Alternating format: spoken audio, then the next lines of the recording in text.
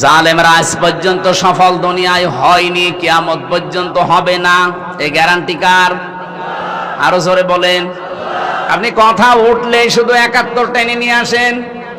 এই প্রজন্ম আর ৭১-এর কথা শুনতে চায় না, এখন শুনতে চায় ২৪-এর কথা। আপনি আমাকে ৭১ বলে জীবনও ভোলাতে পারবেন না, কারণ আমার বয়সই এখন ৩৩। ৫৪ বছরের কাহিনী আপনি কেন বলেন? আপনি ২৪-এর কাহিনী বলতে পারেন না। চ্যানেলটি সাবস্ক্রাইব করে আমাদের সঙ্গেই থাকুন।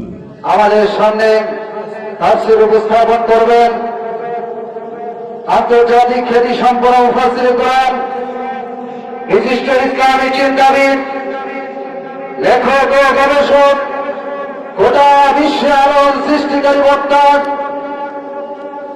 আমাদের প্রাণ প্রিয় মানুষ, আজকে মাহফিলের প্রধান মুফাসসির আলহাজ হযরত মাওলানা মুফতি আমির হামজা কুষ্টিয়া। আউযু বিল্লাহি মিনাশ শাইতানির রাজীম। বিসমিল্লাহির রহমানির রহিম।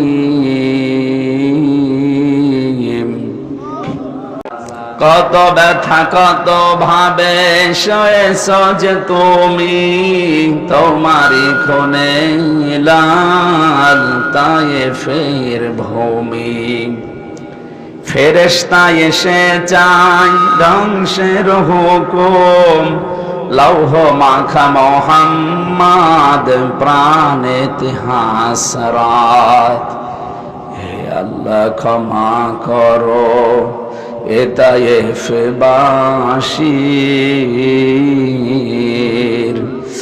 এরা বোঝেনি তো আমি যে মোহাম্মদ, হৃদয়ে মোহাম্মদ। আলহামদুলিল্লাহ। আজকের আলোচনার বিষয় আমি ৩ বার পড়েছি আয়াতটা, উলাইকা আসহাবুল মাইমানা। এরাই ডানপন্থী, তার মানে এরাই সৌভাগ্যশালী। আল্লাহর ভাষায় সৌভাগ্যশালী কারা, আমরা ওই কথা কোরআনে কারীম দিয়ে শুনবো এবং এই অনুযায়ী নিজের প্র্যাকটিক্যাল লাইফ গঠন করব ইনশাআল্লাহ। আল্লাহ রাব্বুল আলামিন বলেন, ফাইন্না মা'আল উসরি ইসরান, ইন্না মা'আল উসরি ইসরা। শব্দের দিকে একটু খেয়াল করেন। আল্লাহ পাক জানিয়েছেন উসরুন, এ শব্দ বলার আগে আলিফ লাম দিয়ে এটা মারিফা করে দিলেন। এটার বাংলা অর্থ কষ্ট, দুঃখ, অশান্তি। প্রায় ৩৩টা অর্থ আপনি পাবেন এই শব্দের।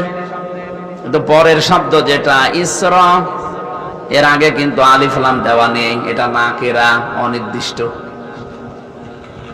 ২টা শব্দের আগে আমার আল্লাহ একটা গুরুত্বপূর্ণ শব্দ যোগ করলেন, তার নাম মাআ। মাআ মানে কি? সঙ্গে, সাথে। এখানে কামিল মাদ্রাসা, কত আলেম বসে আছে। একটু চিন্তা করেছেন কোনদিন কেন আল্লাহ মাআ এ শব্দ দেওয়ার পরে একটা একটা করে ২টা শব্দ লাগালেন? ২টা শব্দ লাগিয়েই শেষ করে দেননি, একটাকে মারেফা করলেন আর একটা নাকেরা বানিয়ে দিলেন। এই কথাটা বলতে বলতে আমার আল্লাহ আবার গ্যারান্টিও দিয়েছেন, ইন্না। উনি যেভাবে আলোচনায় ব্যাখ্যা নিয়ে এসেছেন, জানাতে চায় পৃথিবীতে কোন মানুষ যদি একটা কষ্ট সহ্য করে, আর ওই কষ্টটা যদি হয় দুনিয়াতে ৩টা কারণে, মাস্ট বি ওই কষ্টের পরে, ওই কষ্টের সঙ্গে সাথে আল্লাহ কমপক্ষে ৭০টা শান্তি সুখ রেডি করে রেখেছেন।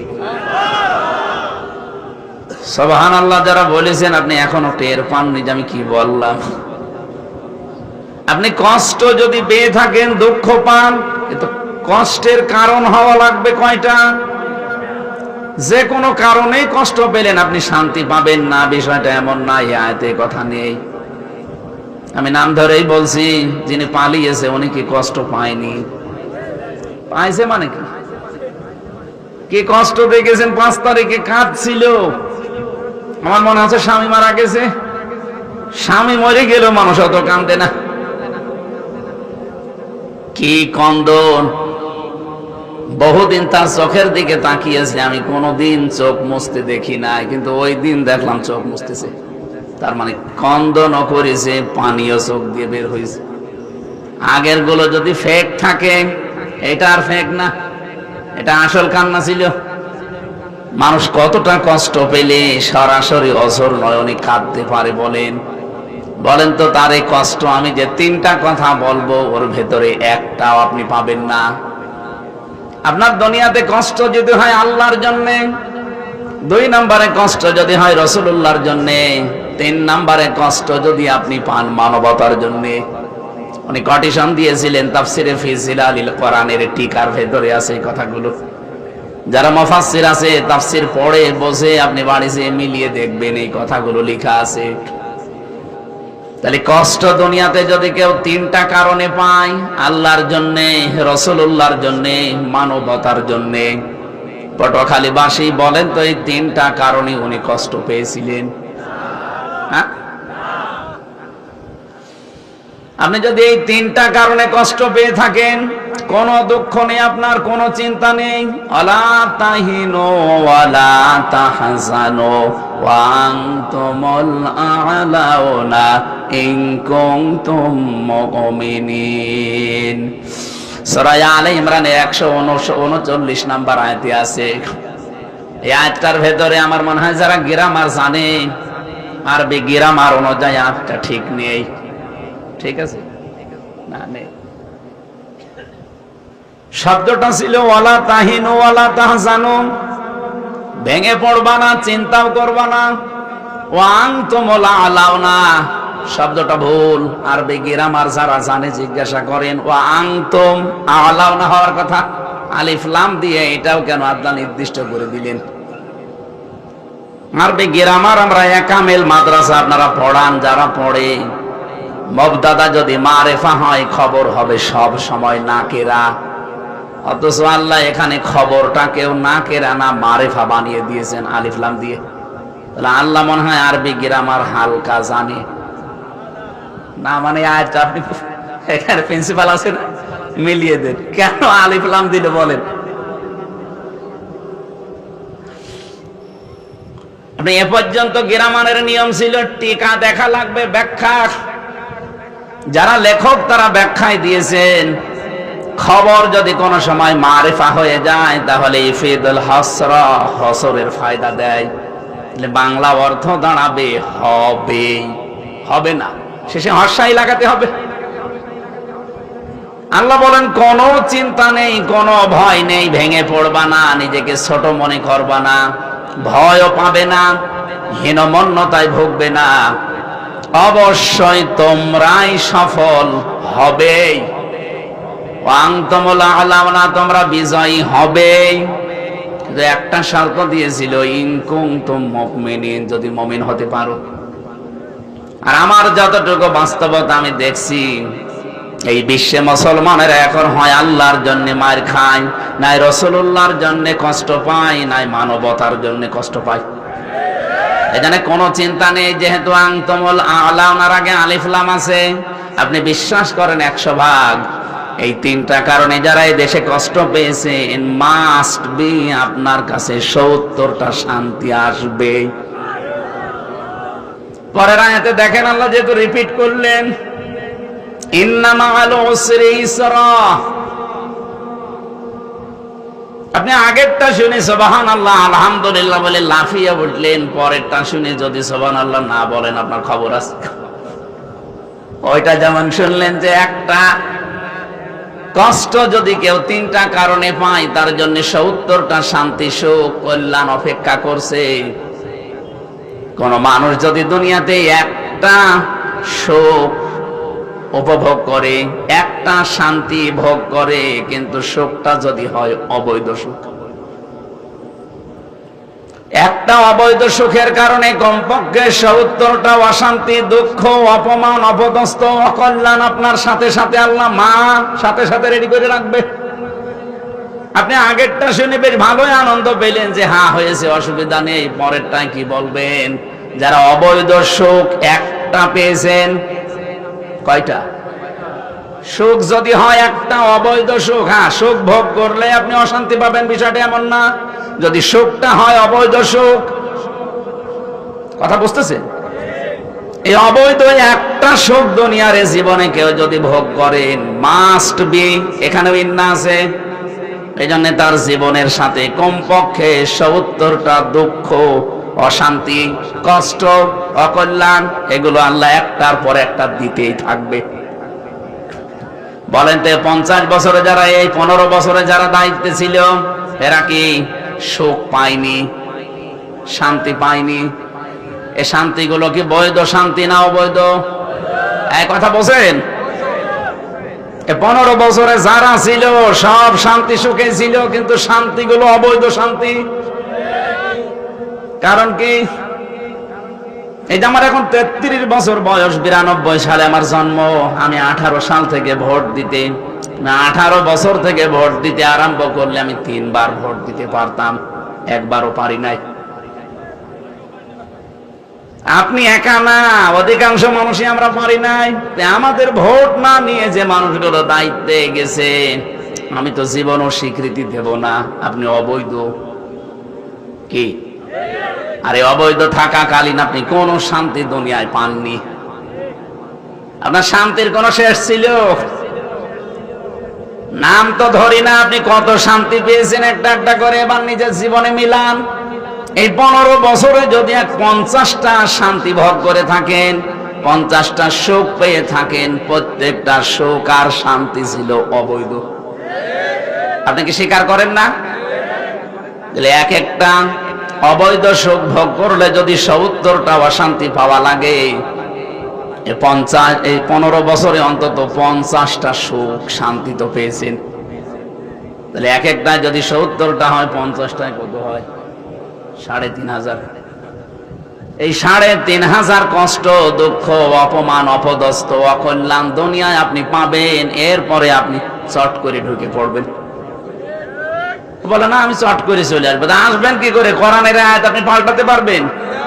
যারা সুখ পেয়েছিলেন অবৈধ, এক একটা সুখের কারণে ৭০টা করে অশান্তি ভোগ করা লাগবে। এখন এগুলো হয়েছে? 50টার কথা বললাম, আরো বেশি পেয়েছেন আপনারা 15 বছরে। যত সুখ পেয়েছেন, শান্তি পেয়েছেন, আমি তো অল্প হিসাব করে ৩,৫০০ বানালাম।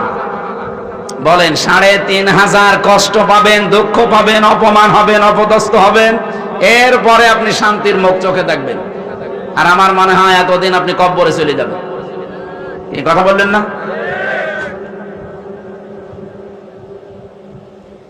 এই যে 28 বার তৈরি করেছিল ষড়যন্ত্র, একবারও সফল হয়নি কেন? 28 বার না, ৩,৫০০ বারও চেষ্টা করলে সফল হতে পারবে না জালেমরা। ইন্নাহু লা ইফলিহুজ জালিম দেয়নি আল্লাহ, জালিমুন দিয়েছেন। সূরা ইউসুফের ভেতরে ইউসুফ নবী জুলাইখাকে কথা শুনিয়েছিল, ইন্নাহু লা ইফলিহুজ জালিমুন।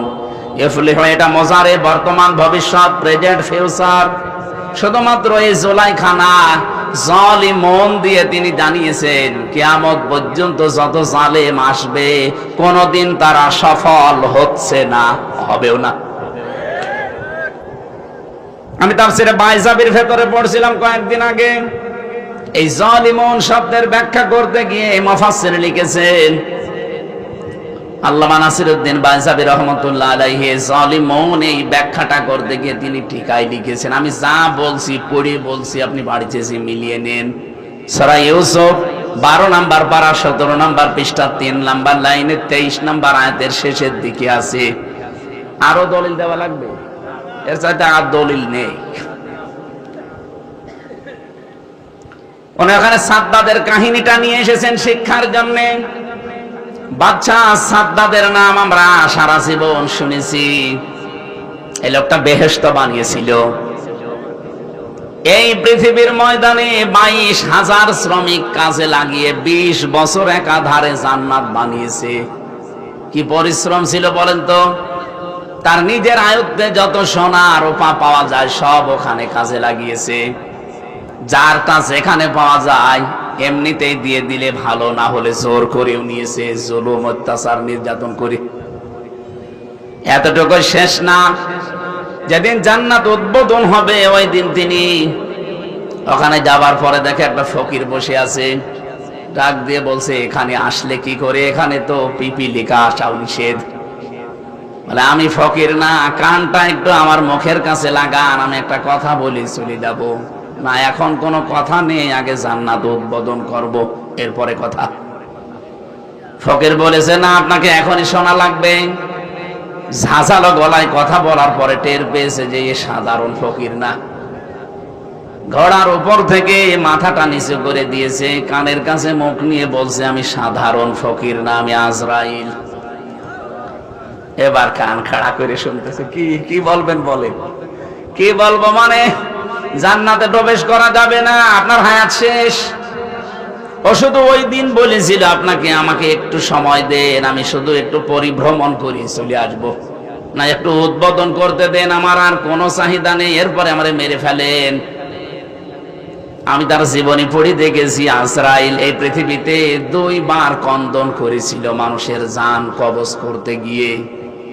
একবার এই সাদ্দাদের মাকে যখন জান কবজ করে সাগরের ভেতরে তখন, আর 2 নাম্বার এই যে জান্নাত উদ্বোধন হবে।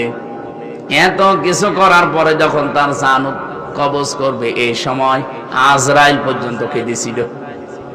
কি আশা নিয়ে বলেন তো তৈরি করেছিল। 22টা বছর একাধারে শ্রম দিয়েছে, 20,000 শ্রমিক দিয়ে, যা ছিল আয়ত্তে সোনা রূপা সব লাগিয়েছে, তো সফল হতে পারলো না। জান্নাতের চৌকাঠ স্পর্শ করার আগেই মাটিতে পড়ে গেছে। মুফাসসির এখানে টিকার ভেতরে প্রায় 7টা পয়েন্ট দিয়েছেন। একটা হচ্ছে ও জান্নাত যে উদ্বোধন করতে পারে না, এমনকি চৌকাঠ পর্যন্ত স্পর্শ করতে পারে নাই, তার প্রথম কারণ ও যা যা করে জান্নাত বানাবে এই সমস্ত সোনা রূপা যা যেখানে পেয়েছে নিয়ে আসার সময় একটা বিধবা মহিলা, একদিকে বিধবা আর একদিকে এতিম, এরকম একটা মহিলার স্বর্ণ যা ছিল সব জোর করে কেড়ে নিয়েছিল। এই সময়টা এত বেশি কন্দন করেছিল মেয়েটা, বারবার মাটিতে গড়াগড়ি দিয়েছে আর বলেছে আল্লাহ আমার শেষ সম্বলটুকু যে কেড়ে নিল তার স্বপ্ন সাধ তুমি পূরণ করতে দিও না। নবীজি জানিয়েছেন ইত্তাকি দাওয়াতাল মাজলুম ফাইন্নাহা লাইসা বাইনাহু ওয়া বাইনাল্লাহি হিজাব, মুসলিম শরীফের হাদিস। তোমরা আরজাই করো মজলুমের বরদোয়া থেকে নিজেকে বাঁচিয়ে রাখবা, কারণ মজলুম আর আল্লাহর ভেতরে কোনো পর্দা থাকে না, ও যা বলে সঙ্গে সঙ্গে আরো সে চলে যায়। ওই মেয়েটা ওই দিন যা বলেছিল সঙ্গে সঙ্গে আল্লাহ আরশের বসিয়ে দিয়েছেন যে ওই জালেমের স্বপ্ন সাধ যেন পূরণ না হয়। যে আমার শেষ সম্বলটুকু রাখতে দিল না, এমনিতে আমার মা বাবা নেই, আমার স্বামীও মারা গেছে, এইটাই আমার সম্বল, এইটাও কেড়ে নিল। আমি 7টা বলার জন্য না, একটা বললাম, আপনি মিললা। ওর এত বড় স্বপ্নে এত বড় আকাঙ্ক্ষার জিনিস শুধু একটা বিধবা, একটা অসহায় এতিম মেয়ের বরদোয়া লেগেছিল, চোখের পানি লেগেছিল, এই জন্য আল্লাহ তাকে ওটা স্পর্শ পর্যন্ত করতে দেয়নি, উদ্বোধন তো দূরের কথা। 15.5 বছরে যারা জুলুম করেছেন, আপনি নিজের দিকে তাকিয়ে বলেন আপনার এই চেয়ারের সাথে কত কিছু লেগেছিল, কত মাহারা সন্তানের আর্তনাদ, কত স্বামী হারা সন্তানের কম্পনের আর্তনাদ লেগেছিল, কত এতিম মাসুম বাচ্চাদের আর্তনাদ, কান্না, দীর্ঘশ্বাস, এগুলো লেগেছিল না? বলেন বলেন। আমার নিজের মেয়েটা তো লেগেছিল, আমার ছোট মেয়েটা। এই ফারিহা জান্নাত 7 মাস ওকে রেখে গিয়েছিলাম, 3 বছর ওরে আমি দেখতে পারি নাই। কতদিন মানুষজন যায় দেখা করার জন্য, সাররা যেত, দেখলেই মনে হতো যে আমার আব্বু এসেছে, অথচ 3 বছর তোর সাথে আমার দেখা নেই, সাক্ষাৎ নেই, আমাকে প্রায় ভুলেই গিয়েছিল। আমি যখন বের হয়ে আসলাম তখন ওর বয়স প্রায় 4 বছর।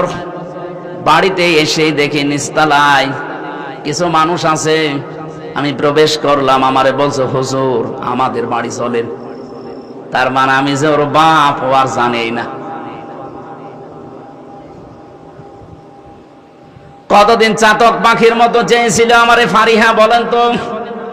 1-2 দিন না, 3টা বছর। এমনকি একটা ছবি আপনারা দেখেছিলেন, পিছন ভ্যানের ওই ছোট ছোট ফাঁকা জায়গা দিয়েও ঝুলেছিল। এটা দেখেননি কোনোদিন? আমার ফারিহার মতো হাজার হাজার সন্তান এই দেশে আপনার এই ক্ষমতার চেয়ারের সাথে তাদের পানি, তাদের আর্তনাদ লেগেছিল। তা আপনি যে 41টা টার্গেট দিয়েছিলেন, আপনি সফল হবেন কি করে? এ বাদশা মাত্র একটা মেয়ে লোকের বরদোয়া সহ্য করতে পারে নাই, আর আপনার হাজার হাজার এতিম মেয়ে লোকের, বিধবা মেয়ে লোকের কত কিছু আপনার ক্ষমতার সাথে লেগেছিল। আপনি যাবেন কি করে বলেন? আপনি আন্দাজে আশা দিলেই হবে। এই জন্য জালেম যারা, তারা যেহেতু কোনোদিন সফল হয়নি, কিয়ামত পর্যন্ত হবেও না। আর জালেম সফল হলে এই আয়াত আপনি কি করবেন বলেন? আমার কথার অর্থ বুঝেছেন? আগামীতে যদি কেউ আসেন, জুলুম করবেন না। নিজের ব্যক্তিগত নফসের উপরে, পরিবারের উপরে, সমাজের উপরে, রাষ্ট্রের উপরে, জনগণের উপরে যদি জুলুম করে আপনি জালেম হয়ে যান, টার্গেট যাই নেবেন, টার্গেটে যাওয়ার আগে আল্লাহ আপনার শিকড় কেটে দেবে। ফাকতি আদাবিরুল কওমিল্লাযিনা যালামু। সূরা নাম 7 নম্বর পারা 12 নম্বর পৃষ্ঠা 4 নম্বর লাইনের 45 নম্বর আয়াতের প্রথম অংশে আছে। এটা তাফসিরে ফি জিলালিল কোরআনে পাবেন। আল্লাহ বলেন, জালেমদের শিকড় কাটা হয়ে গেছে। কেটেছে কে? না আলেম না,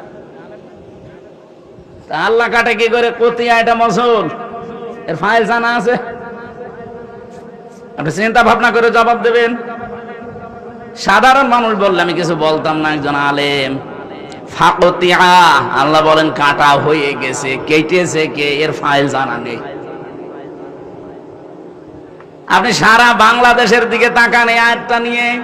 আমার কুষ্টিয়ার দিকে আমি তাকিয়েছিলাম।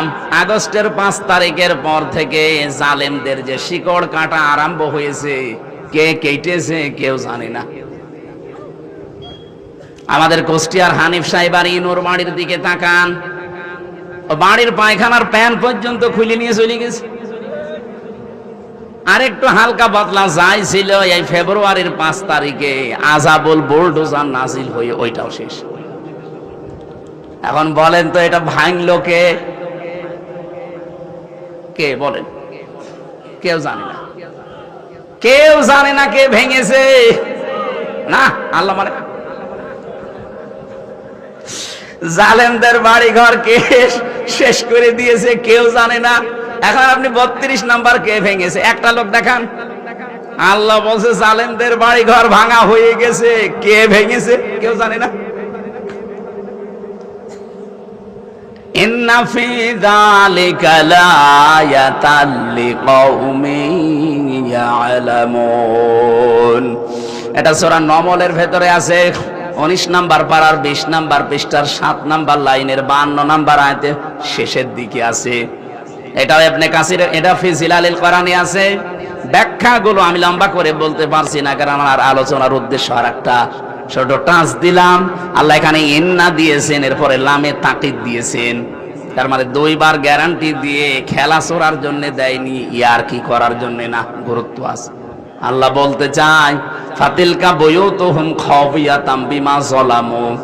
এই সেই বাড়ি ঘরগুলো, আপনি একটু তাকান না কেন? এই সেই বাড়ি ঘরগুলো খাবিয়াতা, আনার জনশূন্য হয়ে গেছে, পরিত্যক্ত হয়ে পড়ে আছে। এখানে কোনো আওয়াজ আর পান না আপনি। কেন? বিমা যালামু, এদের জুলুমের কারণে। কারণ যে জায়গায় জুলুম করা হয়, ওই জায়গা পর্যন্ত আল্লাহ অভিশপ্ত বানিয়ে দেয়।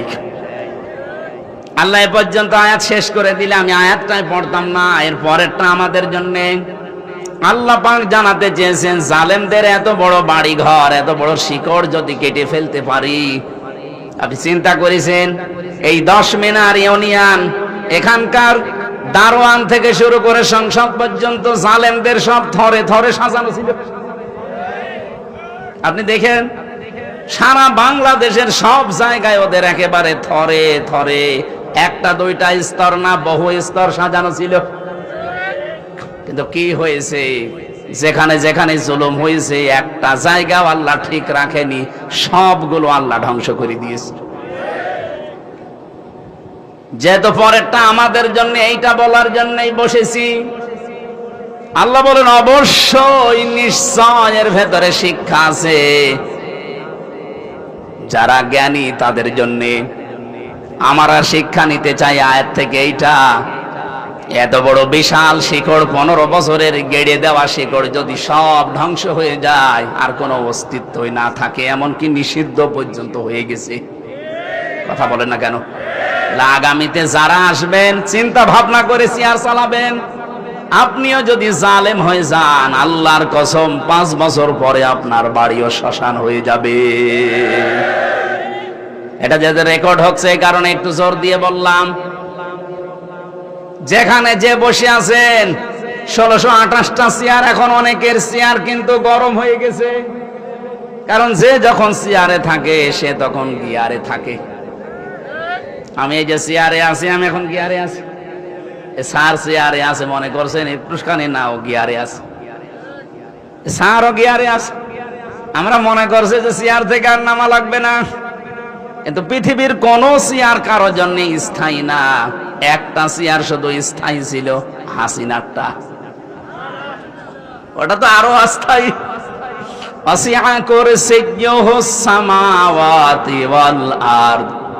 আল্লাহ পাক বলেন আসমান জমিন পরিব্যাপ্ত একটা চেয়ার আছে, ও চেয়ার কার? ওই চেয়ারের কোনো পরিবর্তন নেই। তাছাড়া দুনিয়ার কোনো চেয়ার স্থায়ী না। এই জন্যে শিক্ষা নেওয়া লাগবে, চেয়ারে বসলে যেন কেউ লাফ না দেয়। অনেকে চেয়ার পেয়ে এখন কিন্তু সুর পাল্টিয়ে ফেলেছে। এক কথা বলছেন না কেন? আপনি আগস্টের 5 তারিখের আগের বক্তব্যগুলো দেখেন, মাহফুজ আলমের, আর এখনকার বক্তব্যগুলো দেখেন, চেয়ার পেয়েই পাল্টিয়ে গেছে। এই জন্য চেয়ারে থাকলে গিয়ারে থাকা যাবে না। চেয়ার মানে যে চেয়ার, এই চেয়ার, এই চেয়ার, এই চেয়ারের কোনো ভ্যালু আছে। তারপরও তো আমরা যারা বসলাম, এই যে রুহুল আমিন সাহেব ছিলেন বসা, ওনার কানে কানে চেয়ার বলেছিল রুহুল আমিন বেশিক্ষণ না, মাত্র ঘন্টা খানিক। আমারেও বলে দিয়েছে মাত্র 1-1.5 ঘন্টা, এরপরে তাহাজ্জুদের নামাজ শুরু হবে।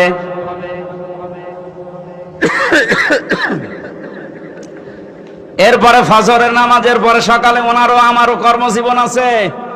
তার মানে চেয়ার পৃথিবীটা কারো জন্য স্থায়ী না। আপনাদের আহ্বান জানাবো, যে যে চেয়ারে বসে আছেন কোন সময় কি আর নেবেন না, সব সময় চিন্তা করবেন এইটা যে চেয়ারে বসলে নামা লাগে। আরো আসতে বলেন। আগামীতে যারা চেয়ারে বসবেন খুব চিন্তা ভাবনা করে ভাই, কারণ কারো জন্যই চেয়ার স্থায়ী না।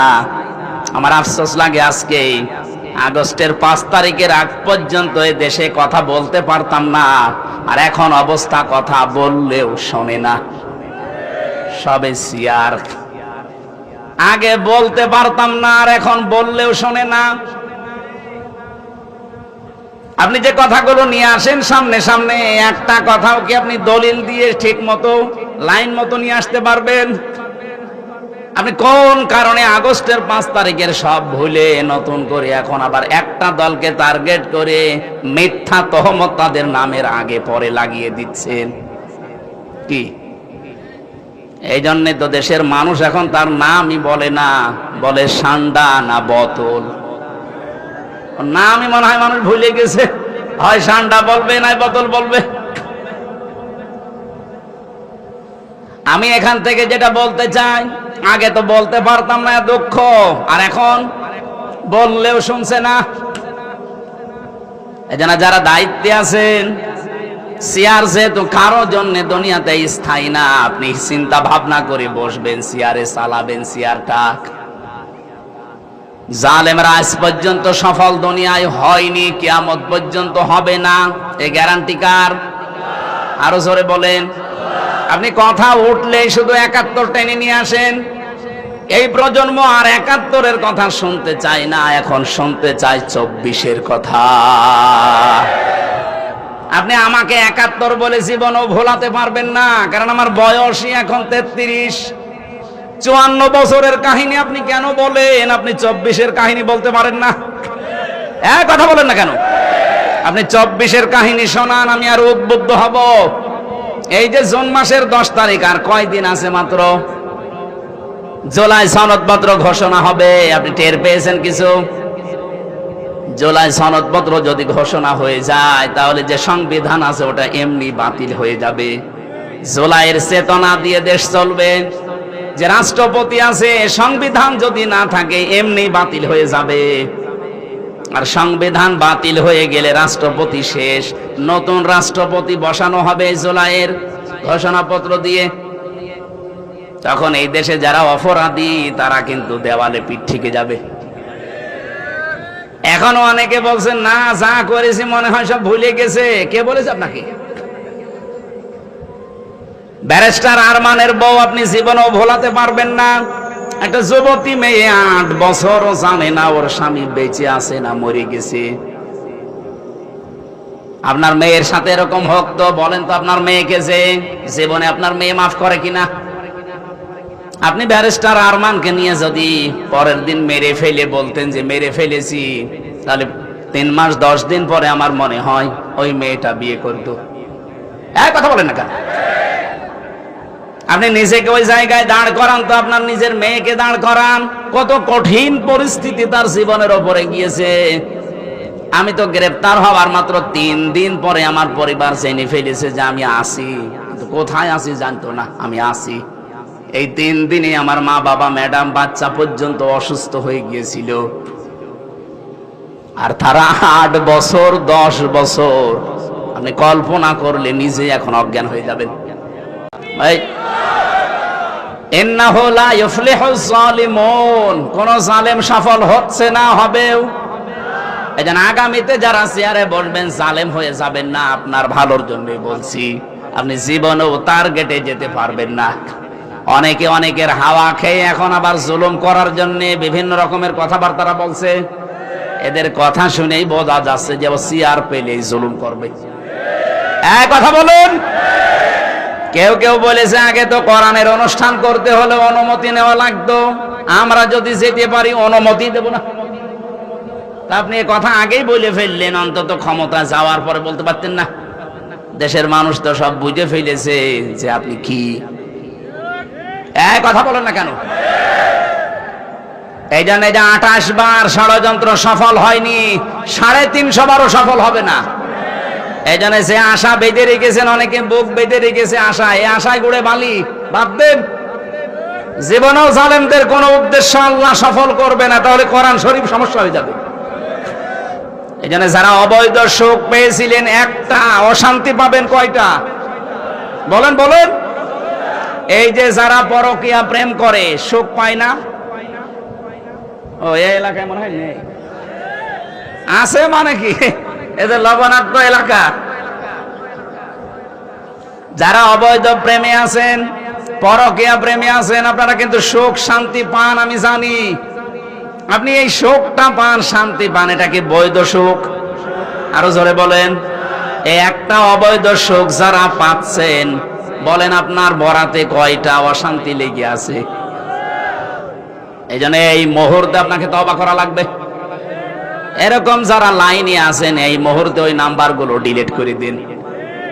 কারা কারা রাজি আছেন হাত তোলেন তো। মুরব্বী, কার সাথে লাইন আছে আপনার?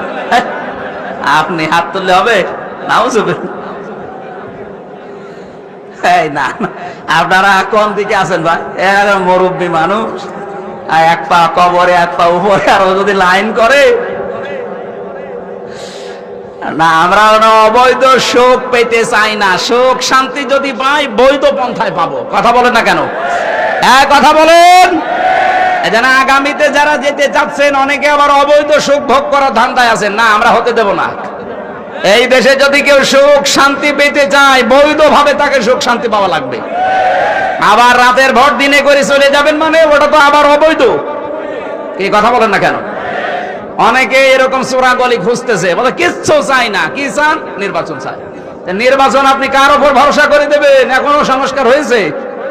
ওই সেই 1628 জন মানুষ ওরাই আছে। শুধু এ পটুয়াখালীরটা গেছে কুষ্টিয়ায়, কুষ্টিয়ারটা কুমিল্লায়। এই মাল তো সব একই আছে। আমরা চাই এই 1628টা চেয়ারে একজনও থাকবে না, সবগুলো পাল্টান, নতুন মানুষ দেন। নির্বাচন 10 বছর না কালকেই দিয়ে দেন, কোনো অসুবিধা নেই।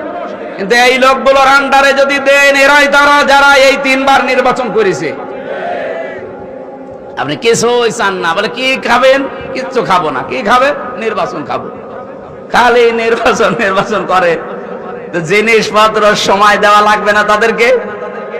পরিষ্কার পরিচ্ছন্ন যেহেতু চলছে, আর সংস্কারের জন্য এই মানুষগুলো জীবন দিয়ে গেল। একটা দুইটা 2732 জন মানুষ জীবন দিয়েছে, যে তাদের জীবনের মূল্য নেই। এই জন্য কেউ কথা যদি আগামীতে বলতে চান, আমি স্পষ্ট ভাষায় বলছি, 47, 52, 71 ওই কথা আর টেনে আনবেন না। আমরা পেছনে যেতে চাই না। আপনি 24 টেনে নিয়ে আসেন, যার সাথে আমাদের সম্পর্ক বেশি। কথা বলেন। খালি কথা বললেই টেনে নিয়ে আসে 71, 52, 47। ওই সময় আমার বাবাও হয়নি, আমি তো হইনি। আমি আপনাকে কথা বলতে হলে আমাকে 24-এর কথা বলেন, যে 24-এর চেতনা এই ছিল। বৈষম্য দূর করার জন্য যেহেতু 24-এর ছাত্রছাত্রীরা জীবন দিয়েছে, আগামীতে কেউ যেন বৈষম্য করতে না পারে সেই পরিবেশ তৈরি করে তারপরে নির্বাচন। এর আগে দিলে আমরা জানি আবার ওই দিনের ভোট এরাই আবার রাতে করে ফেলবে। আর দিনের ভোট রাতে হলে যারা আসবে, এরা কি বৈধ সুখ পাবে না অবৈধ? আরো জোরে বলেন। আর অবৈধ সুখ ভোগ করবেন মানে? আপনি আমার ভাই না? আপনিও মুসলিম মানুষ, আমিও মুসলিম। আপনাকে আমি অবৈধ সুখ ভোগ করতে দেব না। আমার কথার অর্থ যদি না বুঝে থাকেন, বাড়ি চলে যান। যান। আমি জানি আপনি বুঝে ফেলেছেন। বুঝেছে? আলহামদুলিল্লাহ। নবীদের হাত যেহেতু কোরআন শুনতে এসেছেন, বিশ্বনবী জানিয়েছিলেন, ইকালু লি সাহিবিল কোরআন ইকরা ওয়ারতাকি ওয়ারাত্তিল কামা কুনতা তুরাত্তিলু ফিদ দুনিয়া ফাইন্না মানজিলাকা ইনদা আখিরি আয়াতিন তাকরাউ। কিয়ামতের দিন সাহেবে কোরআন যারা, তাদেরকে আল্লাহ পাক নিজেই বলবেন, পড়ো আর উপরে উঠতে থাকো। কিভাবে পড়বা? শব্দের দিকে খেয়াল করে করে হাদিসটা পড়েন তো। ইকালু লি সাহিবিল কোরআন ইকরা ওয়ারতাকি ওয়ারাত্তিল। কত বড় কঠিন শব্দ! ইকরা, পুরা কোরআন শরীফ পড়ার ক্ষেত্রে আমি 3টা শব্দ পেয়েছি। এই স্যারদের কাছেই পড়েছি আমরা। পুরা কোরআন শরীফের ভেবে 3টা শব্দ পাবেন কোরআন পড়ার ব্যাপারে: করা, রতালা আর তালাওয়া। অভিধান যারা লিখেছে আপনি দেখেন, এই 3টা শব্দের ব্যাখ্যায় কি লেখা আছে। আল্লাহ যে কিয়ামতের দিন আপনাকে বলবে, ইকালু লি সাহিবিল কোরআন ইকরা, পড়ো। কেমন করে পড়বেন?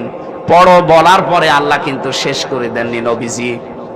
আল্লাহ বলেন কিয়ামতের দিন বলবো যে পড়ো, ইকরা ওয়ারতাকি, আর ওঠো। ওয়ারাত্তিল, কিভাবে পড়বা? এই যে করা, রতালা, তালাওয়া 3টা শব্দ বললাম। এই হাদিসে 2টা এখানে আছে, ইকরা আছে আর তারতিল আছে। এই যে আন্তর্জাতিক যে সেমিনারটা ছিলাম, উনি এই আয়াতের ব্যাখ্যা করতে করতে, বিশেষ করে তালাওয়া এর কথা বলতে গিয়ে উনি 4টা বিষয় নিয়ে আসলেন। জাকির নায়েক সাহেব, ওনারে প্রথমে জিজ্ঞাসা করলাম, ওস্তাদ আপনি যে করা, রতালা, তালাওয়ার ব্যাখ্যা করতে গিয়ে 4টা বিষয় নিয়ে আসলেন, কোথায় পেয়েছেন? উনি একটা একটা করে যাদের রেফারেন্স দিল, একেবারে ইমাম আবু হানিফা রহমতুল্লাহ আলাইহি পর্যন্ত চলে গেছে। যতগুলো রেফারেন্স উনি টেনেছেন, তো আন্দাজে কথা বলে না, সবগুলোর দলিল দেখলাম লেখা আছে। এটা যদি সেমিনার হয়তো আপনাকে আমি হাতে হাতে দেখাতাম। যেহেতু ইন্টারন্যাশনাল ইসলামিক ইউনিভার্সিটি, ওটা 120টা দেশের ছেলেমেয়েরা আছে। আর ওই দিন প্রায় 28টা দেশের 28টা বিশ্ববিদ্যালয়ের স্যার এবং ভালো ভালো যারা, তারা ওই জায়গায় ছিল। তার ভেতরে এই নগণ্য আমির হামজাও ছিল। আমার মাত্র 10 মিনিট সময় দিয়েছিল যে তাকওয়ার পয়েন্টগুলো আপনি একটা একটা করে এর ভেতরে শোনাবেন। আমার যতটুকু আয়ত্ত ছিল, লেখাপড়া ছিল, ওর উপরে আমি শুনিয়েছিলাম। কিন্তু ওনারটা ছিল তারতিলের উপর। তারতিলের ব্যাখ্যা করতে গিয়ে তিনি জানালেন, কেউ যদি তারতিল সহকারে ইয়াতলুনাহু হাক্কা তিলাওয়াতি, কোরআনকে হক আদায় করে পড়তে চাই, 4টা বিষয় মাস্ট বি, তারে মানা লাগবে। এই 4টা বিষয় যদি কেউ মেনে কোরআন তেলাওয়াত করে, পড়ে, কিয়ামতের দিন সে উপরে উঠতে পারবে। কত উপরে? কামা কুনতা তুরাত্তিলু ফিদ দুনিয়া, যেভাবে কোরআন দুনিয়ায় পড়তে। ফাইন্না মানজিলাকা ইনদা আখিরি আয়াতিন তাকরাউহা, নবীজি বলেন পড়তে পড়তে যেখানে পড়া শেষ হয়ে যাবে ওই জায়গায় তোমার স্থান হবে। উনি এই পড়ার ব্যাখ্যা দিতে গিয়ে তার তিলের ব্যাখ্যায় বললেন যে 4টা বিষয় যারা দুনিয়ায় মানতে পারে তাদের কোরআন পড়া হয়। উলাইকা ইউমিনুনা বি, আর এরাই কোরআনে বিশ্বাসী। ওমাই ইয়াকফুর বিহি, যারা এই 4টা বিষয় মানে না, ফাউলাইকা হুমুল খাসিরুন, তাদের পড়াও হয় না, তারা ক্ষতিগ্রস্ত। এবার আসেন তো আমরা একটা একটা করে দেখি আমাদের পড়া হয় কিনা। প্রথম নম্বরে আপনাকে যদি পড়তে হয় কোন বিষয়, ওটা শুদ্ধ করে পড়া লাগবে। কথা বুঝতেছেন? আরাত্তিলিল কোরআনা তারতিলা, এই আয়াত দিয়ে তিনি দলিল দিলেন। তাহলে কোন বিষয় পড়তে হলে শুদ্ধ করে পড়ার নাম তারতিল। 2 নম্বরে শুধু পড়লেই হবে না, ওটা বুঝতে হবে। কি কথা বলেন? ওয়ালাকাদ ইয়াসসারনাল কোরআনা লিযিকরি ফাহাল মিন মুদ্দাকির, আয়াত দিয়ে তিনি দলিল দিচ্ছিলেন। এখানে এই আয়াতটা 4 বার কোরআনে 1 সূরায় আছে। আর এই আয়াতগুলো বলার আগে আগে আল্লাহ এক একটা গোত্রের এক একটা নবীর কাহিনী তুলে ধরেছেন। আমার ওই উদ্দেশ্য না, আমার শুধু এই 4টা বলার উদ্দেশ্য, এই জন্য বলছি কোন বিষয় যদি তেলাওয়াত করতে চান আপনাকে ওটা বুঝতে হবে। এই কথা বলেন না কেন? আমরা অনেকে এই লাইনে নেই, শুধু পড়তে আসি, সওয়াবের নিয়তে পড়েন, সওয়াব হবে। কিন্তু যে উদ্দেশ্যে আল্লাহ কোরআন নাযিল করেছিলেন যে কিয়ামতের দিন আপনি অরাত্তিল ওয়ারতাকি এগুলো পাবেন না। আপনাকে তো কোরআন পড়লেই বসে থাকা লাগবে না, এ করার পরেই ওয়ারতাকি দিয়েছেন, কোরআন পড়বেন আর উপরে উঠবেন। কিভাবে কোরআন পড়লে উপরে ওঠা যায়? অরাত্তিল, তেলাওয়াত করো, এই 4টা বিষয় নিয়ে শুদ্ধ করে পড়বা, বুঝবা। আমাদের এখনো পর্যন্ত আমাদের এই যে অন্তরে তালা লাগানো খুলতে চায় না, এত কিছু বলার পরে, লজ্জা দেওয়ার পরেও খুলতে চায় না। আমি বিশ্ববিদ্যালয়ে যখন ফার্স্ট ইয়ারে ছিলাম 10 সালে, ওই সময় আমি একটা ছাত্র পড়াতাম, খুব বেশি হলো 6-7 বছর বয়স হবে তার। একটা কবিতার সামনে এসেছে, ওরে বললাম বলো আমাদের ছোট নদী চলে বাঁকে বাঁকে। আমারে বলছে স্যার দাঁড়ান, কি? সেই যে আমাদের ময়াকার দয়াকার র, আমাদের লিখতে যে 4টা অক্ষর লাগে, 4টা লাগবে কেন? 3টা হলে হবে না কেন? ও ছাতা তো আমি জানি। তা আমি ওরে কি জবাব দেব বলেন? বয়স 7 বছর, এখনো তো পুরো লাইনটা পড়ে নাই, প্রথম অক্ষরেই ভুল ধরেছে। আমার বলছে আপনি আমাকে বলেন আমাদের লিখতে 4টা অক্ষর কেন লাগবে? এটা যদি আপনি না বলেন আমি ছোট নদীতে যাব না। ওই দিন চিন্তা করলাম, আল্লাহ এতটুকু মানুষ কেন এই শব্দগুলো আসতেছে? কারণ ওর মা ছিল ওই রকম, বাবাও ছিল ওই রকম। আমরা অনেকেই বলে হুজুর দোয়া করেন ছেলে মেয়ে যেন আব্দুল কাদের জিলানী আর ফাতেমাতুজ জোহরার মতো হয়। এমনি হবে? আপনি আব্দুল কাদের জিলানীর জীবনী পড়েন, পুরাটা পড়ি আমি এতটুকু পেয়েছি, তাকে 7 বছর বয়সে তার মা নিয়ে গিয়েছিল মাদ্রাসায় ভর্তি করতে। ওস্তাদ বলছে বাবা বলো আলিফ, সঙ্গে সঙ্গে উত্তর দিয়েছে যে উস্তাদ আমি পড়বো, কিন্তু আলিফের মানে কি? ওস্তাদ বলছে আমি জানি না। আলিফের মানে জানেন না? এ অর্থ যেটা নেই এটা আমি পড়বো না। আপনি বলেন আগে আলিফের কি অর্থ, এর মানে আমি আগে জানতে চাই। আমি কিছু পড়বো, সেখান থেকে কিছু যদি নিতেই না পারিও আমি আন্দাজে পড়ে করবো কি? ওস্তাদ আবার বলেছে যে তুমি জানো আলিফের মানে? বলে হ্যাঁ জানি। তিনি আলিফ লাম, এই যে আল্লাহু লা ইলাহা ইল্লা হুয়াল হাইয়ুল কাইয়ুম, তার জীবনী পড়ে পেয়েছি, সত্য মিথ্যা আমি জানি না। এখানে 10টা আল্লাহর ক্ষমতার বিষয়ে কথা বলা আছে, তিনি আল্লাহর বড়ত্বের কথাগুলো তুলে ধরলেন। ওস্তাদ কাঁদতে কাঁদতে বেহুশ হয়ে গেছে। হোশ ফেরার পরে মাকে ডাক দিয়ে বলছে আম্মা আপনার এই ছেলেকে অন্য জায়গায় পড়িয়েছিলেন, এখন নিয়ে এসেছেন আমার কাছে পরীক্ষা করার জন্য। বলছে না, এই প্রথম নিয়ে আসলাম। ওস্তাদ বলছে আপনার তো সৌভাগ্য, এতটুকু সন্তান কোরআনে কারিমের প্রায় 18 পারা পর্যন্ত আয়ত্ত করে ফেলেছে। মা আমার কান্না আরম্ভ করলেন। ওস্তাদ বলে আপনি কাঁদেন কেন? আপনার তো আনন্দের বিষয় যে এতটুকু সন্তান 18 পারা পর্যন্ত কোরআনে কারিম প্রায় আয়ত্ত আছে, আবার ব্যাখ্যা করে আমারে শুনিয়েছে, আপনি কাঁদেন কেন? মা বলে ওস্তাদ আমি কাঁদি এই জন্য আমি নিজেও কোরআনের হাফেজা। এই সন্তান আমার যখন পেটে ছিল প্রতিনিয়ত আমি কোরআন পড়তাম। আমি ঘর ঝাড়ু দিয়েছি, আমার মুখে আল্লাহর কোরআন ছিল। আমি রান্না করেছি, আল্লাহর কোরআন আমার মুখে। থালা বাসন আমি পরিষ্কার পরিচ্ছন্ন করেছি, আমার মুখে ছিল আল্লাহর কোরআন। এই ছেলেটা জন্ম নেওয়ার পরে আমি রেখে দিয়ে ফজরের নামাজ করে প্রতিদিন তার পাশে বসিয়ে আমি পড়তাম। আমি দেখেছি আমার ওই ছোট্ট ছেলে ওই বয়সে আমার মুখের দিকে তাকিয়ে মুখ মিলাচ্ছে। আমার আফসোস হয় আমি যদি আর একটু কষ্ট করে পড়া 30 পারায় নিয়মিত পড়তাম, আমার এই ছোট্ট বয়সের ছেলে এতটুকু বয়সে 30 পারা কোরআনের হাফেজ হয়ে যেত। এমনি আব্দুল কাদের জেলানী তৈরি হয়, পেট ঠিক থাকা লাগবে না? আমার পেট ঠিক আছে? আজকে যারা নারী কমিশন বানিয়ে নারী পুরুষের সমান অধিকারের নাম নিয়ে আজ যারা ঢাকায় নেমেছে, তো হালকা তাকালাম, ওর দিকে তাকানো যায়? কি স্লোগান বানিয়েছে যে চেয়েছিলাম হিস্সা, হয়ে গেছি বেশ্যা, বলে নাউজুবিল্লাহ। এগুলো মহিলা না, এদের গার্জিয়ান কারা আমরা তাও জানি না। আমি মিছিলের দিকে তাকিয়ে 2 জনকে চিনতে পেরেছি, বাকিগুলো আমার মনে হয় সব কলকাতা থেকে ভাড়া করা। কারণ এই দেশের মানুষের চাইতে কলকাতার মানুষ আমি বেশি চিনি। আমার জীবনের এই 33 বছর বয়সে আমার মনে হয় অর্ধেক সময় আমার কলকাতার আসামি কেটেছে। কারণ এই দেশে তো আল্লাহর ওলিরা কথা বলতে দিত না, বাধ্য হয়ে দাদার দেশে থাকতাম। ওখানে দেখেছি ওদের কালচার গুলো। এই মিছিলের দিকে তাকিয়ে আমার যা মনে হচ্ছে মুসলমানের মেয়েরা এত নিচে নামতে পারে না। এগুলো সব ভাড়া করা মহিলা।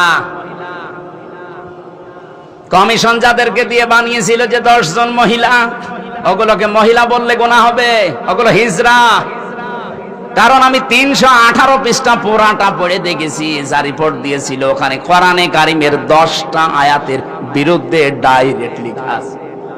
তার ভেতরে 3 নাম্বার পয়েন্টে ছিল যে দেহ আমার, সিদ্ধান্ত আমার। এটা কোরআনে কারিমের প্রায় 10টা আয়াতের বিরুদ্ধে। আলাহুল খালকু ওয়াল আমরু, আল্লাহ বলেন আমি বানিয়েছি, সিদ্ধান্ত চলবে কার? আর ওরা বলছে দেহ আমার, সিদ্ধান্ত আমার। দেহ আপনার হয় কি করে? এই দেহটা আপনার হয় কি করে? আপনার মা বাবা শুধু বিছানায় ছিল, এতটুকুই শেষ। বাকি যা করার এ দেহ এ পর্যন্ত বানানো কে? বলেন বলেন। আমি যে আয়াতগুলো পড়েছিলাম এখানে আল্লাহ কিছু নিয়ামতের স্মরণ করিয়েছেন। আলাম নাজআল লাহু আইনাইনি ওয়া লিসানাও ওয়া শাফাতাইন। আমি কি তোমাকে 2টা চোখ দেইনি, জবান দেইনি, ঠোঁট দেইনি? এই নিয়ামতগুলো আপনার কোন বাবা দিয়েছে? আপনি যে বললেন দেহ আমার। বিজ্ঞানী আয়াতগুলো নিয়ে আজ গবেষণা চালিয়েছে যে মানুষকে আল্লাহ যে 5টা জিনিস বিশেষ করে দান করে, এটা পৃথিবীর কোনো মানুষের হাত নেই। এটা সূরা তরিকের ভেতরে পাবেন এই তথ্যটা। এখরুজু মিন বাইনিস সলবি ওয়াত তারাইব। আল্লাহ বলেন দ্রুত গতিতে বাবার স্ফলিঙ্গ দিয়ে যে পানিটা বের হয়ে আসে, এই নাপাক পানিটা, এই জন্য এখানে সলবন 1 বচন দিয়েছেন, আর তারাইব দিয়েছেন বহু বচন।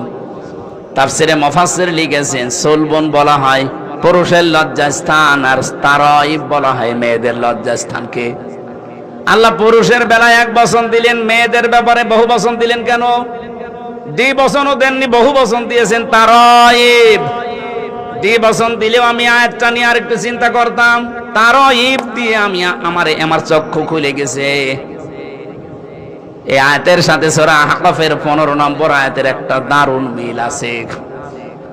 বাবার চাইতে মায়ের সম্মান মর্যাদাতে 3 গুণ বেশি। এই আয়াতটার প্রমাণ হাদিস তো আছে, এটা ভালো করে খেয়াল করেন।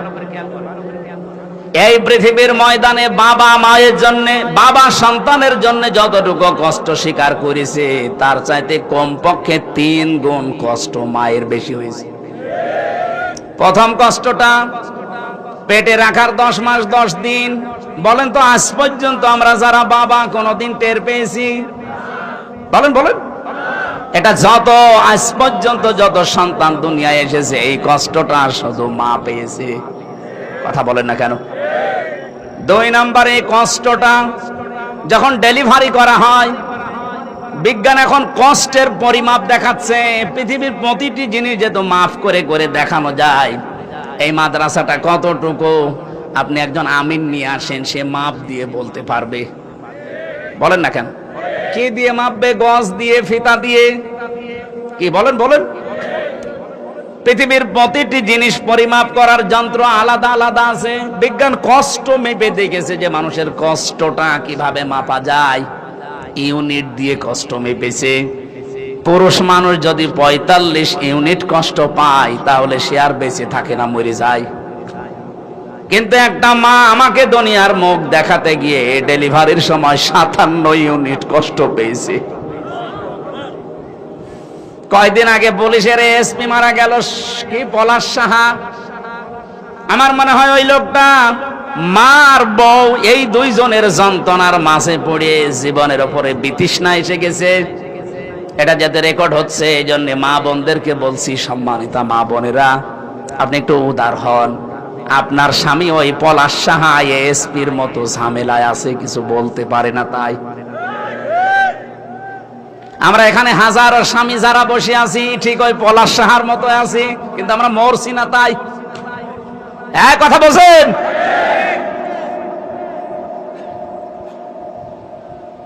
আমি যে ওসি সাহেবকে পড়াতাম কুষ্টিয়ায়, উনি বহুবার আমারে বলেছে, হুজুর আমার চেয়ার তো ভালো, কিন্তু আমার দুনিয়ায় আর থাকতে মনে চায় না, আমার মনে হয় যে আমি মরে যাই।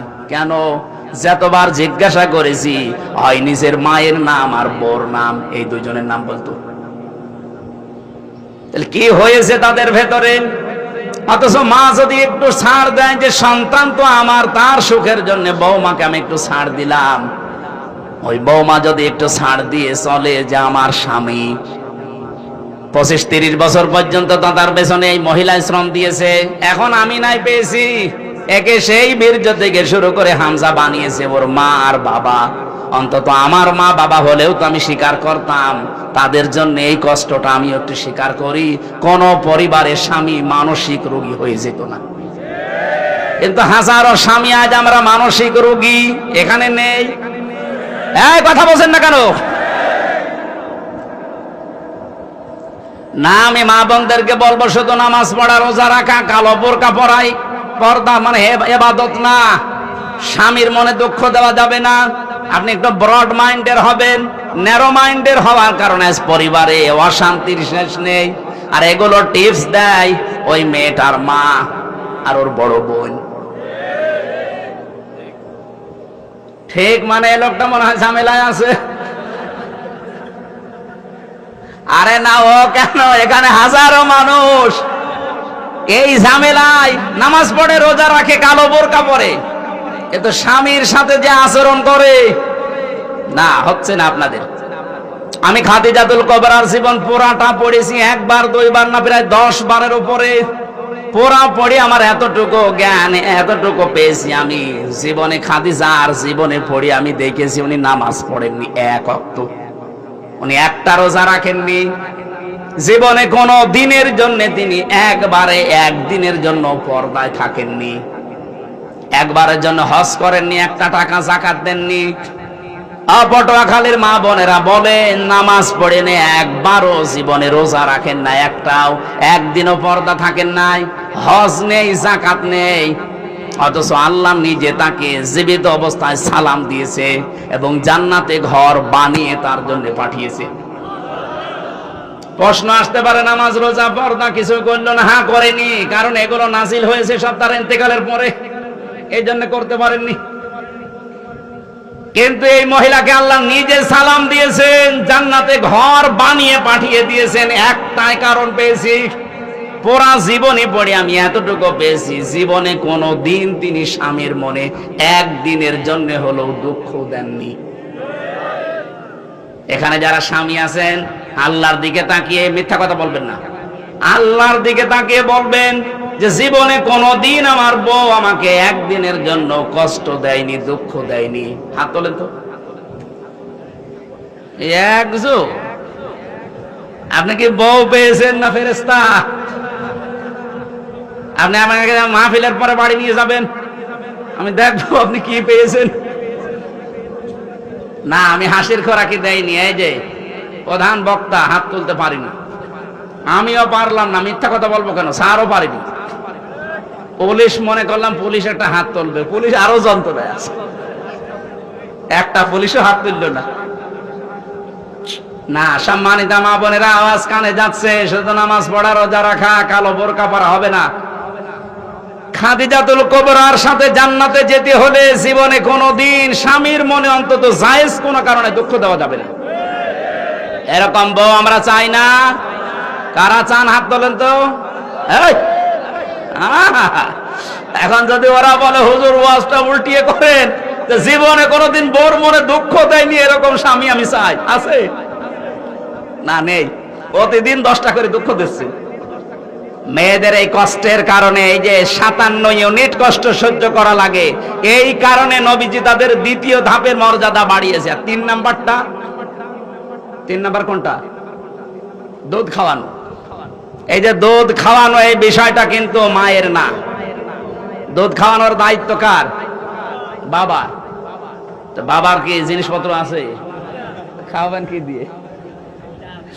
কোরআনে কারিমে সূরা বাকারা 2 নাম্বার পারা 17 নাম্বার পৃষ্ঠা, 1ম নাম্বার লাইনের 233 নাম্বার আয়াতের মাঝের অংশে এটা আছে, ওয়াল ওয়ালিদাতু ইউরদি'না আওলাদাহুন্না হাওলাইনি কামিলাইনি লিমান আরাদা আইয়ুতিম্মার রাদা। এই যে শব্দটা কিন্তু মুযাক্কার, লিমান আরাদা আইয়ুতিম্মার রাদা। এই শব্দটা মুয়ান্নাস আল্লাহ দেয়নি, মুযাক্কার দিয়েছেন। 2 বছর কমপক্ষে দুধ খাওয়ানোর দায়িত্ব বাবার, পালন করছে কে? বলেন বলেন। আমার মনে হয় ওয়াজ আমার এখানে করা ঠিক হচ্ছে না, কারণ রেকর্ড তো ম্যাডাম যদি শুনে বলে তোমার মেয়ের বয়সে ছোটটা এখন 8 মাস, এ দায়িত্ব যেহেতু আমার না, এই মেয়ের দুধ খাওয়াতে আমার 5 লাখ টাকা দেওয়া লাগবে। থক্কু, এই ওয়াজ আমি আর জীবনে করব না, অন্তত আর 2 বছর পরে করব। ওয়াজ তো সহি, কিন্তু সমস্যা তো হয়ে যাবে আমার বিরুদ্ধে ওয়াজ চলে যাচ্ছে না। না, সম্মানিত মা বোনেরা, এই কাজ যে আপনারা করেন, 1 ফোঁটা দুধ সন্তানের মুখে দেওয়ার পরে নবীজি বলেন একটা মরা মানুষ চিন্তা করে দিলে যে সওয়াব হয়, ওই সওয়াব মাকে আল্লাহ দান করে। আমাদের তো জিনিসপত্র নেই, এই সওয়াবের আশাও নেই, অন্তত আপনাদেরকে আল্লাহ দিয়েছেন। এই যে 3টা কষ্ট, এই জন্য তারাইবটা বহু বছর আর সোলবনটা 1 বছর। আল্লাহ পাক জানাতে চেয়েছেন এত কষ্টের পরে কষ্ট সহ্য করে দুনিয়ায় তোকে নিয়ে এসেছি। লাকাদ খালাকনাল ইনসানা ফি কাবাদ। অবশ্যই আমি মানুষকে ক্লান্তি শ্রান্তি, কষ্টের পরে কষ্টের পরে কষ্টের পরে বের করেছি। বিজ্ঞান এখন দেখাচ্ছে এই পানিটা যখন দ্রুত গতিতে যায়, 40 দিন 43 পরে মায়ের পেটের ভেতরে কমপক্ষে 4টা জিনিস আল্লাহ বানায়, চুল, রগ, হাড় আর পর্দা। মায়ের ভেতরে ওখানে যে করারিম মাকিন আছে, ওই জায়গায় যে নাপাক পানিটা আছে, ওটা দিয়ে আরো 4টা জিনিস বানায়, রক্ত, গোশত, চর্বি আর চামড়া। 4-8টা জিনিস যখন এক হয়, আল্লাহ বলেন আমার রব নামের কারণে আমার বান্দা বান্দিকে আমি 5টা জিনিস ভিক্ষা দেই। এই তথ্যটা পাবেন সূরা নাহালে, সূরা নাহাল 14 নাম্বার পারা 14 নাম্বার পৃষ্ঠার 13 নাম্বার লাইনের 78 নাম্বার আয়াতের মাঝে আছে, ওয়াজাআলা লাকুমুস সামআ ওয়াল আবসারা ওয়াল আফইদা ইলা আখির আয়াত। এখানে আল্লাহ শ্রবণ শক্তি, দর্শন শক্তি, বাক শক্তি, আকেল শক্তি আর ঘ্রাণ শক্তি, এই 8 আর 5 13টা জিনিস যখন এক হয় তখন আকৃতি তৈরি হয়। আল্লাহ পাকের ফেরেশতা জিজ্ঞাসা করে এর কেমন ভাবে বানাবো, এর কি ছেলের রূপ দেব না মেয়ের রূপ দেব? এই সিদ্ধান্ত আপনার বাবা দেয়, আপনার মা দেয়। ওয়াল্লাযী ইউসাউবিরুকুম ফিল আরহামি কাইফা ইয়াশা তিনি সে আল্লাহ যিনি মায়ের রেহেমের ভেতরে আকৃতি তার মন মতো তৈরি করেন। 8, 5, 13টা জিনিস যখন এক হয়ে যায়, কেউ 7 মাসে, কমপক্ষে 6 মাস হওয়াই লাগবে। 6 মাসের আগে দুনিয়ায় আসতে পারবে না কোনো মানুষ। 6 মাসের আগে যদি কোনো সন্তান দুনিয়ায় আসে, আপনি বুঝতে পারবেন ওটা আসল সন্তান না, ওটা জারজ সন্তান। এই কথা বলেন না কেন? কারণ 6 মাসের আগে দুনিয়ায় আসা সম্ভব না, কমপক্ষে 6 মাস পার হওয়া লাগবে। 6 মাস, 7 মাস, 8 মাস, 9 মাস, 10 মাস, সর্বোচ্চ 10 মাস, 10 দিন। আল্লাহু আখরাজাকুম মিন বুতুনি উম্মাহাতিকুম লা তা'লামুনা শাইআ, এমন ভাবে আস্তে করে বের করে নিয়ে আসলাম যখন তুমি কিছুই জানতে না। সুতরাং আপনি কেন বলেন যে দেহ আমার, সিদ্ধান্ত আমার? এদেশের মুসলমানেরা এই রিপোর্ট, এই যে সংস্কারের যে রিপোর্ট দিয়েছে, এই রিপোর্ট মানা দূরের কথা, কমিশনই মানে না। এই কথা বলেন না কেন? কারণ এগুলো কোরআনের সাথে আমি নিজে মিলিয়েছি। আমার এই ছোট্ট মাথায় 10টা কোরআনের আয়াতের বিরুদ্ধে চলে গেছে, আর হাদিসের বিরুদ্ধে তো হাজারও গেছে। ওদের আজকের মিছিল দেখে আমার মনে হচ্ছে মানুষগুলো এই দেশের না, সব ওদেরকে ভাড়া করে নিয়ে এসেছে এই দেশের মানুষ আগামীতে যারও সন্তান জন্ম দেওয়ার জন্য, যাদের পেটে কোনো কাপড় নেই, মাথায় টেপ দিয়া তিলক দেওয়া। কোন মুসলমানের মেয়েতে এগুলো পড়তে পারে না। অবশ্যই আপনারা ভাড়া করে নিয়ে এসে এগুলো মুসলমানের হিসাবে চালাতে চাচ্ছেন। এই দেশের সচেতন মানুষ আমার মনে হয় জীবনও আপনাদের এই আহ্বান মানবে। আরো জোরে বলেন, মানবে? ষড়যন্ত্র যেহেতু চলছে সব জায়গায়, আপনি খেয়াল করে দেখবেন 1টা 2টা না, এরকম হাজারো রাস্তা ওরা খুলে বসে আছে। যেইটাই আসবে এদেশের মুসলমানদের উচিত হবে ওই রাস্তায় বন্ধ করে দেওয়া। বলেন বলেন। আগামী প্রজন্ম যদি জারজ হিসাবে রেখে যেতে চান, সাপোর্ট দেন। আপনি না আর 20 বছর পরে মরে যাবেন, কিন্তু আপনার প্রজন্ম কি আসছে আপনি টের পাচ্ছেন? ওরা সমান অধিকারের নাম নিয়ে আজ জারজ সন্তান উপহার দেওয়ার চেষ্টায় আছে। বলেন নাউজুবিল্লাহ। আমার ভাইয়ের, আমি যে কথা বলতে চাচ্ছিলাম, আপনাকে কোরআন বুঝতে হবে। তাহলে মায়ের পেটে আল্লাহ এমনিতে আব্দুল কাদের জেলানী পাঠাননি, এমন একটা পেট ছিল যে মায়ের পেটের জীবনী পড়েন আব্দুল কাদের জেলানীর মায়ের জীবনী। আমাদের মা বোনদেরকে আমরা চাই তাদের পেট আর পিঠ যেন হেফাজতে রাখে।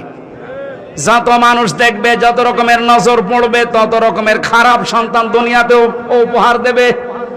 ওই যে ছোট বাচ্চাটা, ওর মা ওই রকম পর্যায়ের। এই জন্য আমারে বলছে, হুজুর আগে বলেন আমাদের লিখতে কেন 4টা অক্ষর লাগবে? 3টা হলে হবে না কেন? তারপরে আমাদের ছোট নদী পড়বো আমি, এর আগে নেই। আমি ওই দিন চিন্তা করেছিলাম, এতটুকু বাচ্চা যদি এইভাবে বুঝে বুঝে পড়ার চেষ্টা চালায়, তাহলে আমরা যারা আছি আমাদের কিভাবে বোঝা দরকার বলেন? তেলাওয়াতের দ্বিতীয় অর্থ আপনাকে কোরআন আল্লাহর, এটা বুঝতে হবে। 3 নাম্বার, এটা বুঝলেই হবে না, যতটুকু বুঝেছেন অতটুকু মানতে হবে। আল্লাহ রাব্বুল আলামিন বলেন, ওয়া হাদাইনাহুন নাজদাইন, আমি 2টা পথ তাদের সামনে উন্মুক্ত করে দিয়েছি। পথ 2টা দেখিয়েছি, একটা ভালো একটা মন্দ পথ।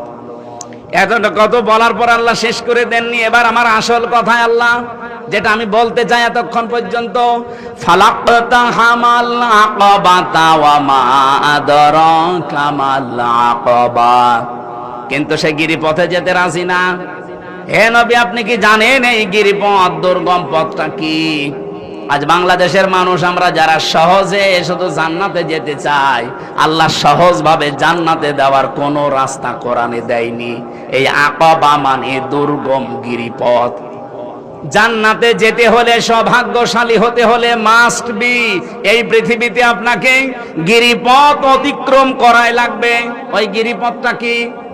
এই যে রাত্তিলিল কোরআন, এই শব্দের ব্যাখ্যা এখান থেকে একটা আমি মিলিয়েছি। শুধুমাত্র কোরআন নিজে শুদ্ধ করে পড়লে হবে না, হক আদায় বুঝতে হবে, ওটা নিজে মানতে হবে। আর মানার জন্য এই আয়াতের ভেতরে অন্তত 5টা জিনিস আছে। এই 5টা জিনিস আমরা যদি মানতে পারি, আল্লাহর কসম আমরা সৌভাগ্যশালী হব। 4 নাম্বারটা আগে বলি। যেহেতু হক আদায় করে পড়ার শর্ত বলেছিলাম, কয়টা জানো? 4টা। বলেন বলেন, আরো জোরে বলেন। এই দলিলটা সূরা বাকারা 121 নম্বর আয়াতে আছে, আল্লাযীনা আতাইনাহুমুল কিতাবা ইয়াতলুনাহু হাক্কা তিলাওয়াতি, এই শব্দের ব্যাখ্যায় পাবেন তেলাওয়াত হক আদায় করে করতে হলে ওটা আপনাকে আগে শুদ্ধ করে পড়া লাগবে, 2 নম্বরে বোঝা লাগবে, 3 নম্বরে নিজে মানা লাগবে, 4 নম্বরে যারা আপনার আয়ত্তে আছে এই মানুষগুলো যেন মানতে পারে সেই ব্যবস্থা করে দেওয়া লাগবে। আর এইটার জন্য আজ আলেমরা আমরা আপনাদের কাছে কালার। আপনি ভালো করে বোঝেন, আমি যতদিন কোরআন পড়ি শুদ্ধ করে এই দেশে কেউ আমার শত্রু নেই। যতদিন আপনি বুঝি কেউ আমাকে শত্রুতা করবে না। যতদিন আমি ব্যক্তিগত পারিবারিক জীবনে মানবো কেউ আমার শত্রু নেই। কিন্তু যখনই আমি বলবো যে না এটা আমি মানুষকে মানাতে চাই, ওই পরিবেশ তৈরি করে দিতে চাই, তখনই মানুষ বলবে এটা রাজনীতি। হ্যাঁ, কথা বলে না কেন? আল্লামা দেলাওয়ার হোসাইন সাইদি রহমতুল্লাহ আলাইহি যতদিন কোরআন পড়েছিলেন শুদ্ধ করে কেউ শত্রুতা করতো না। কি বলেন? যতদিন তিনি বুঝেছিলেন কেউ তাকে শত্রুতা করতো না। যতদিন তিনি নিজে মেনেছিলেন, আর মানা তো বেশি যায় না, খুব বেশি হলো ব্যক্তিগত আর পারিবারিক জীবনে মানা যায়। কোরআন যদি কায়েম না থাকে তাহলে আপনি পুরা জীবনে কোরআন মানতে পারেন না, শুধু হয় ব্যক্তিগত নয় পারিবারিক, এই শেষ।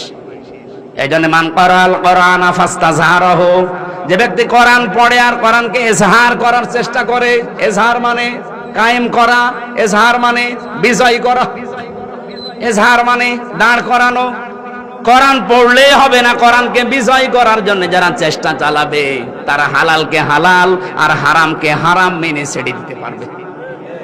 এই জন্য হাদিসের পরের শব্দ হচ্ছে ফাহাল্লা হালালাহু ওয়া হাররামা হারামাহু, এর মাঝখানে ফাটা আছে। আমি আলেমদেরকে বলছি জিজ্ঞাসা করেন তো ফা 19টা অর্থে আসে। বালাগাত মান থেকে আমি নিজে পড়েছি, আমার ছাত্র বয়সে আমি বিশেষ করে মিজান মন সাহেবার বালাগাত মান থেকে ঠোঁটস্থ করে ফেলেছিলাম। এ কোন অক্ষর কতটা শব্দে ব্যবহার হয় এটা আমার খুব বেশি আয়ত্ত আছে। আগে বর্ণিত কোন শব্দ যদি আপনি মেনে নিতে না পারেন পরের শাস্তি আপনার জন্য মাস্ট বি হবে। এই জন্য মাঝখানে ফা দেওয়া হয়। 19টা কারণের একটা কারণ এটা, যেহেতু এটা ক্লাস না, ক্লাস হলে আমি আরো গভীরে যেতাম।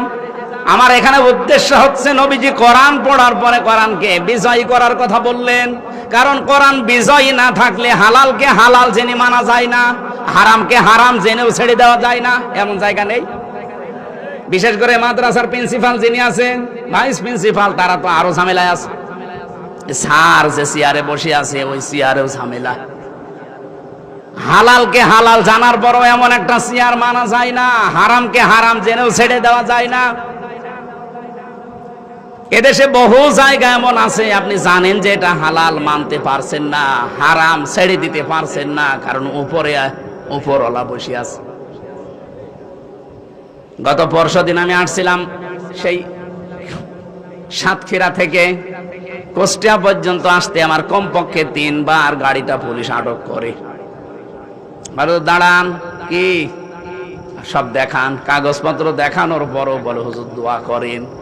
দোয়া তো করে আসলাম না, যে দোয়া নিয়ে এসেছেন ওই দোয়া অন্তত 500, 1000, 2000 টাকা তাদের 5-7 জন থাকে, চা খাওয়ার জন্য হলেও দেওয়া লাগে। এক অফিসার আমারে বলেই ফেলেছে হুজুর শুধু বর দোয়া দেবেন না, কারণ এই দোয়া শুধু আমাদের জন্য না, এই দোয়া উপরওয়ালাকেও দেওয়া লাগে। এখন ওরা যদি মানে বলে যে না আমি কোনো ঝামেলায় যাব না, তারপরেও তো টিকে থাকতে পারবে না, কারণ এদের হাতে তো কিচ্ছু নেই, সব উপরওয়ালার হাতে। এক কথা বলছেন, কোরআন যদি কায়েম থাকতো এদেশে বিজয় থাকতো, ওই মানুষগুলো দোয়া চাইতো না, দোয়া আরো দিত। একটা উদাহরণ দিলাম, সারা দেশের সব জায়গায় একই অবস্থা। যেহেতু কোরআন কায়েম নেই, হালালকে হালাল জেনেও মানতে পারছি না, হারামকে হারাম জেনেও ছেড়ে দিতে পারছি না। এই জন্য আদখালাহুল্লাহুল জান্নাহ পড়ে। আদখালাহুল্লাহুল জান্নাহ দিলেন কেন?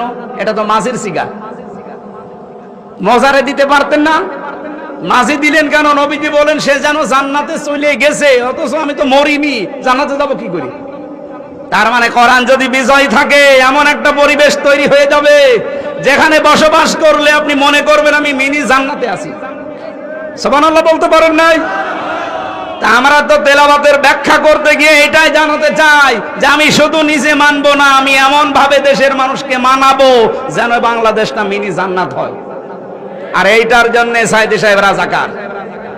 উনি যতদিন পড়েছিলেন, বুঝেছিলেন, মেনেছিলেন, কিচ্ছু হইতো না। যেই বলেছে না এটা আমি মানাতে চাই, তখনই তার নামে কত রকমের দোষ। হেফাজতের আমির আহমেদ শফি যতদিন কোরআন পড়েছে, বুঝেছে, মেনেছে, কোনো সমস্যা নেই। যেই বলেছে না এর বিরুদ্ধে কোনো অবস্থান নিতে দেব না, তখন হয়ে গেছে তেতুল হুজুর। আপনি কি হেফাজতের লোক? আপনি জিজ্ঞাসা করেন যারা আছে ওই দলের, তেতুল হুজুর দিয়েছে তো ওই দিন যেই দিন বলেছে আমি নবীর বিরুদ্ধে কোনো অবস্থান নিতে দেব না। কিন্তু এতদিন 100 বছর বয়স লোকটার, কোনদিন তার বিরুদ্ধে কেউ কিছু বলেছে? কেউ কিছু চিনত তারে? তা আপনি কিভাবে কিয়ামতের ময়দানে আল্লাহর সামনে তেলাওয়াত করবেন? একটাও তো মিলছে না। এটারে গিরিপথ পার হওয়া লাগবে, আকাবা। আজকের আলোচনার বিষয় এইটা, নাকি বেশি হয়ে গেল? আমি 1 ঘন্টা 15 মিনিট নিয়েছিলাম, 1 ঘন্টা 20 মিনিট হয়ে গেছে। আর বাকিগুলো বলতে গেলে তো সময় লাগবে। ভিসার ভেতরে বসে থাকবেন? হ্যাঁ থাকেন। এখানে আরো গুরুত্বপূর্ণ লোক আছে, এনাদের এতক্ষণ বসিয়ে রাখা ঠিক হবে স্যার? চালাবো। ফাক্ক রকবা, কেউ যদি সত্যিই গিরিপথ বাড়ি দিতে চায় তার জীবনে এই কাজটা হাতে নেওয়া লাগবে। কর্মসূচি এটা যে আমরা দাসত্ব মুক্ত করতে চাই। যদিও এখানে ফাক্ক রকবা দিয়ে ওই জামানায় দাস মুক্তির কথা আছে, আধুনিক তাফসীর গুলো দেখবেন ফাক্ক রকবা মানে মানুষ হয়ে মানুষের দাসত্ব থেকে মুক্ত করার জন্য যারা কাজ করে তারা সৌভাগ্যশালী, তারা সফল। বাংলাদেশে 73টার উপরে দল আছে। বলেন তো কোন দলের কর্মসূচিতে এইটা আসে যে আমরা মানুষকে মানুষের আইন থেকে আল্লাহর আইনের দিকে নিয়ে আসতে চাই? যারা করে আপনি তাদের দিকে থাকবেন। এরপরও যদি কেউ না বোঝার ভান করে থাকেন, আমার কিচ্ছু করার নেই। এখন আপনারে আর কোরআন শরীফ, বুখারী শরীফ হবে না, বাকারি শরীফ লাগবে। ফাক্ক রকবা কারা করছে দেখেন, মানুষের দাসত্ব থেকে মুক্ত করার জন্য যারা চেষ্টা চালাচ্ছে তারা সফল। বলেন যারা মানুষের দুর্ভিক্ষের সময় এগিয়ে যায়। আগস্টের 5 তারিখের পরে কত রকমের দুর্ভিক্ষ দেশে দেখা দিল বলেন, বিশেষ করে ফেনীতে, এরপরে কুড়িগ্রামে। এই মানুষগুলোর পেছনে কারা দাঁড়িয়েছে? এই দুর্ভিক্ষের সময়, অভাবের সময় কারা তাদের সামনে দাঁড়িয়েছে? এই বাংলাদেশে সেই দলের কর্মসূচিতে এটা আসে, তারা সফল। ইয়াতীমাংদা মাকরাবা 3 নম্বরে করিব থেকে এসেছে এটা। যারা নিকট আত্মীয় স্বজনের খোঁজ খবর রাখে, এদের কাছে যায়, এদের অভাব অনটন দেখে। আও মিসকিনাংদা মাতরাবা তুরব থেকে এটা, যারা ধনী মলিন, অসহায়, খেটে খাওয়া মানুষ, এদের কাছে যারা যায়, এদের খোঁজ খবর নেয়, এদের মুখে হাসি ফোটানোর জন্য চেষ্টা চালায়। বাংলাদেশ জামাত ইসলামী একটা কর্মসূচি এই 8-10 দিন হাতে নিয়েছে। মানুষকে মোড়ে মোড়ে পানি, স্যালাইন আর জুস দিতেছে। আমি তো আমার কুষ্টিয়ায় পেয়েছি, আমার মেহেরপুরে পেয়েছি। সারা বাংলাদেশে এই কর্মসূচি হাতে নেওয়ার কথা, যেখানে তাপদাহ চলছে। যেহেতু 42, চুয়াডাঙ্গা, মেহেরপুর, কুষ্টিয়াতে 42, 45, 49 ডিগ্রি হয়ে গিয়েছিল। এই খেটে খাওয়া মানুষগুলো, ধনী মলিন যারা, এদের কাছে কারা এগিয়েছে? কই, কত টাকাওয়ালা মানুষ কেউ তো যায় না। অথচ আমি দেখেছি একামতে দিনের দায়িত্বে যারা আছে তারা ছুটে গেছে। নিজেদের সংসার চলে না, তারপরও তারা 10 টাকার স্যালাইন, 20 টাকার পানি নিয়ে বলছেন নিন। তা আপনি তো এই কর্মসূচি হাতে নিতে পারেননি। এই কর্মসূচিরা কোরআন থেকে হাতে নিয়েছে, তারা আগামীতে সফল। এই কথা বলেন না কেন? সুম্মা কানা মিনাল্লাযীনা আমানু, এদের আরো কিছু গুণ আছে, তারা ঈমান আনবে। অথবা সাবিস সাবরি, তারা ধৈর্যের উপদেশ দেবে। আর যেটা চলছে আমার মনে হয় এখন ধৈর্য ছাড়া উপায় নেই।